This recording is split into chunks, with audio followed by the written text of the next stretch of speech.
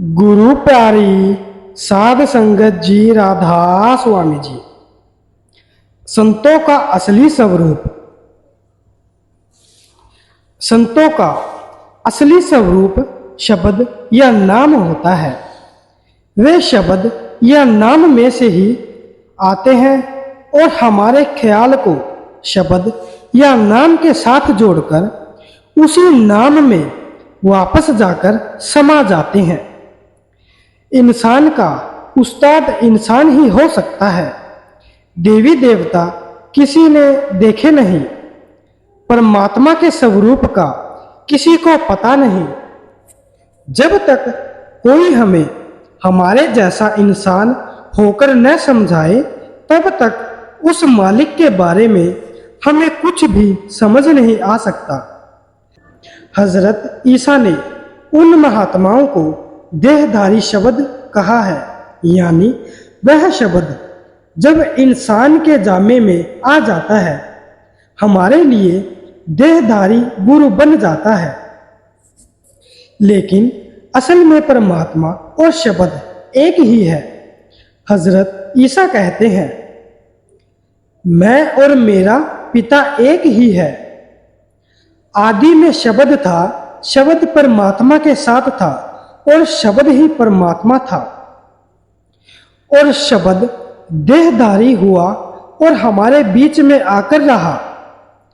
और यीशु पवित्र आत्मा से परिपूर्ण जॉर्डन से लौटा। हजरत ईसा खुद अपने बारे में फरमाते हैं, मैं पिता में से प्रकट हुआ और इस दुनिया में आया हूं। मैं दुनिया को छोड़ूंगा और वापस पिता में समा जाऊंगा। आगे कहते हैं, जब मैं दुनिया में उनके साथ था, मैंने उन्हें तेरे नाम से जोड़े रखा। जिनको तूने मुझे दिया था, उनको मैंने संभाला और किसी को भी नहीं खोया। अर्थात, हे मालिक, जितना समय मैं दुनिया में रहा, मैंने उस सब रूहों की संभाल की जो तूने मेरे सुपुर्द की, और उनमें से किसी को भी गुमराह नहीं होने दिया। मालिक और मालिक के भक्तों में कोई फर्क या भेद नहीं है। वे मालिक की भक्ति करके मालिक का ही रूप हो जाते हैं। वेद का कथन है, ब्रह्मा वेत्ता ब्रह्मा एव भवति, कि ब्रह्मा को जानने वाला ब्रह्मा ही हो जाता है। जिस प्रकार समुद्र की लहरें समुद्र में से उठती हैं और वापस समुद्र में ही जाकर समा जाती है, इसी प्रकार हर लहर का समुद्र के साथ जो रिश्ता है, वही मालिक के भक्तों और संतों का उस मालिक से रिश्ता होता है। संत उस सतनाम के समुद्र की लहरें होते हैं, जो दुनिया में आकर हमारे ख्याल को शब्द या नाम के साथ जोड़कर, बल्कि हमें साथ ले जाकर उसी सतनाम के समुद्र में समा जाते हैं। परमात्मा जब हमें देह के बंधनों से छुड़ाना चाहता है, तो वह खुद गुरमुखों के अंदर बैठकर हमारे ख्याल को शब्द के साथ जोड़कर हमें वापस ले जाकर अपने में ही मिला लेता है।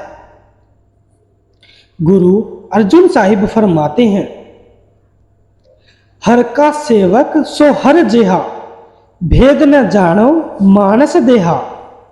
जीव जल तरंग उठै बहु भांति, फिर लल्लै सलल समाइदा।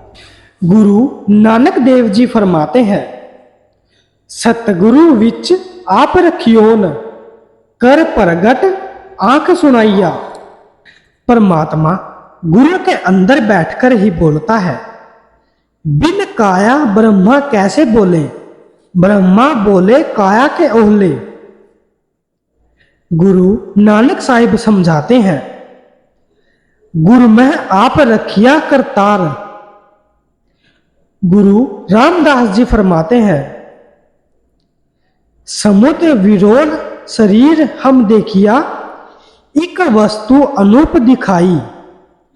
गुरु गोविंद गोविंद गुरु है, नानक भेद न भाई।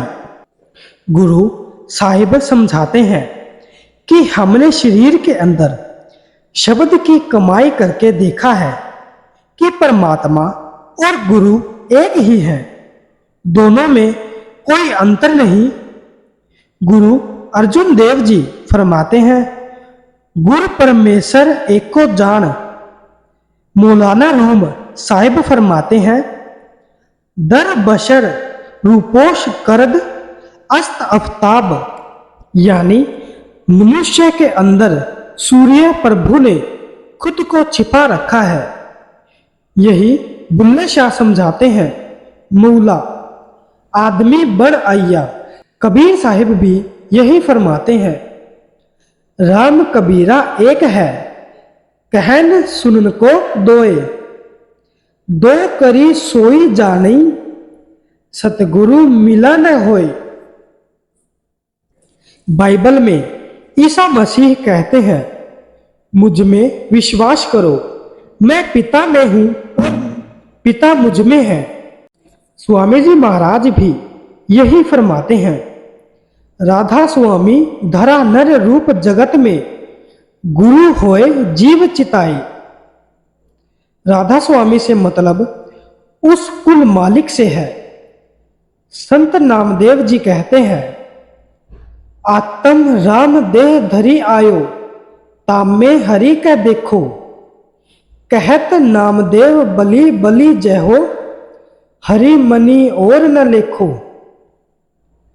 शम्स तबरेज का कथन है, आ पादशाहे आजम दर बस्ता बुध मुहक्कम, पोशीदा दल के आदम, यानी किहू बरदर आमद। भाव वह महान बादशाह वज्र कपाट को बंद करके आंखों के पीछे बैठा है और फिर मनुष्य के रूप में खुद ही दरवाजा खोलने आ जाता है। सच्चे गुरु में बाहरी रीति रिवाजों में नहीं फंसाते, अंतर में शब्द की कमाई करने का तरीका बताते हैं। पूर्ण गुरु हमें अपने शरीर के अंदर ही असली घर जाने यानी सचखंड का रास्ता दिखाते हैं। गुरु नानक साहिब समझाते हैं, घर में घर दिखाए देई, सो सतगुरु परख सुजाणु, पंच शब्द धुनिकार धुन, तह बाजा शब्द निशान। यही स्वामी जी महाराज का अनुभव है। घर में घर गुरु दिखलावे, धुन शब्द पांच बतलावे। आप जी का वाणी में भाव है कि महात्मा समझाते हैं कि हमारे निज घर सचखंड के मार्ग में हमारे अंदर 5 मंजिलें हैं। हजरत ईसा ने भी यही इशारा किया है, मेरे पिता घर में बहुत से निवास स्थान हैं। हर एक मंजिल का अपना अपना शब्द या धुन है। सच्चा गुरु हमें उन 5 मंजिलों से ले जाकर 5 शब्दों या धुनों से जोड़कर परमात्मा तक पहुंचा देता है। असल में शब्द तो एक ही है, लेकिन हर मंजिल में उसकी अलग अलग आवाज है और अलग अलग प्रकाश है।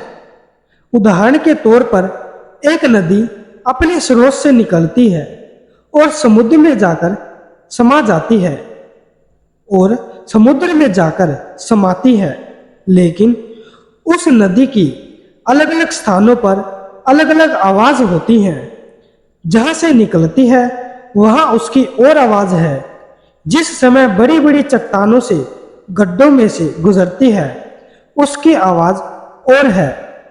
जब वह झरना बनकर गिरती है तो आवाज बदल जाती है।